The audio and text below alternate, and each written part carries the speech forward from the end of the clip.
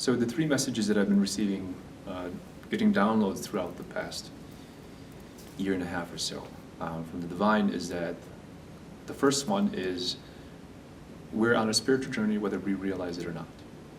And so if you're here and you're human, you're having a spiritual journey. And the spiritual journey is really about learning who you are, your purpose, your mission, and how to serve others. And so the first one is you're on, whether you realize it or not, you're on a spiritual journey. The second one is the purpose of life is character development. So the purpose of life is character development. And within this character development process, everyone here is here for their character development. And so through understanding themselves, through learning about themselves, who they are, what gifts they have to bring to the planet, to this realm. This is a part of that. This is a part of that journey, part of that learning about yourself and really that character development aspect. So within that character development aspect, I've been shown that there are three pillars that continue to be chopped away in order to instigate, initiate, and encourage character development. And so those three pillars are, they're in no particular order. First pillar is your health and well-being. Your second pillar is your financial health and well-being. And then your third one is your relationship health and well-being. And so within these three pillars, every one of us will have one pillar that is, I relate it to the same as the three little pigs. We have a pillar that's related, that is, house of straw, one is made of house of sticks, and then one that is made of house of bricks. And in order for character development to happen, the moment you start getting comfortable, then, or the moment you begin to achieve this higher aspect of yourself, then one of these pillars starts to kind of get chopped away in order to instigate that process. Now, it's not a fun process, but it happens to everyone. And what it does is it takes you on a journey to go outside of your comfort zone in order to go down caves and go down roads and go on to journeys that and places that you are very uncomfortable with going to.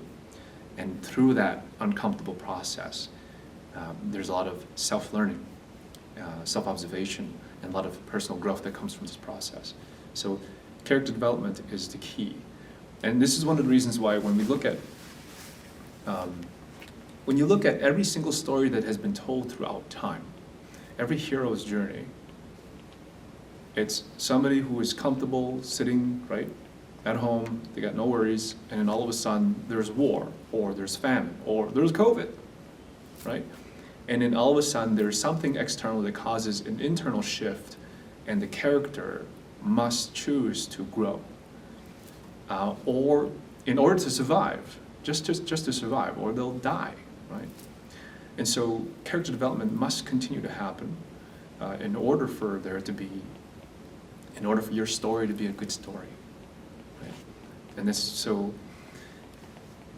as you go on your hero's journey, you learn a lot about yourself. You begin to master skills and technical skills, and master yourself in the process of mastering these other skills that are necessary in order to survive and then thrive. Once you master these skills, you bring those skills back, you teach it to others, and that becomes a process in and of itself. Sometimes there's a villain, sometimes there isn't.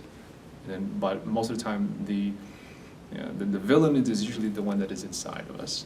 And so we have to learn how to face our own worst enemies in order for you to grow. So that's the second message, which is the purpose of life is character development. The third one is the body is a tuning fork for the divine.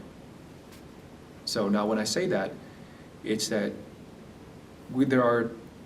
every single decision we make, our free will, we have something that's very unique about us as beings, human beings, and also as beings, that we have this free will. And so every decision we make, every single decision, they're not small. They're just like a grain of sand that adds to two buckets. One is your highest self, or what I call your highest self or ideal self, or one is where you are regressed, right? Where you aren't as ideal. And so this is why we say things like, this is why we say things unconsciously. We say things like, oh, I let myself go. Well, what does that mean? Who is the self that we let go of? Well, we let go of the ideal self. We let go of our ideal self and how we see ourselves. And then when we let ourselves go, we go down this route. So every decision leads to two paths. One is your ideal self. One is not the best version of yourself. And so as you make decisions, and the foods we eat are the diet of our food consumption, the diet in our what we read, what we write, what we listen to, what we watch, and really how we think, how we feel, how we put that energy out. Nobody's perfect. So, and I'm going to be one of the few people who's going to tell you that I am full of it, and that I have plenty of character flaws as well. But it's through those flaws that allows me to learn more about myself, and it allows me to try to overcome those things. And it takes a tremendous amount of effort. I have to learn how to observe aspects of myself that are no longer serving the ideal aspect of myself, and then heal from these aspects of myself in order to attain my ideal self.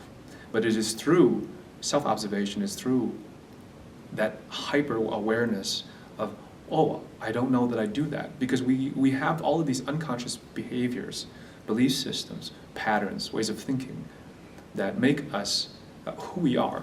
And some of them served us because of life events, they serve us, and then some of them, they no longer serve us.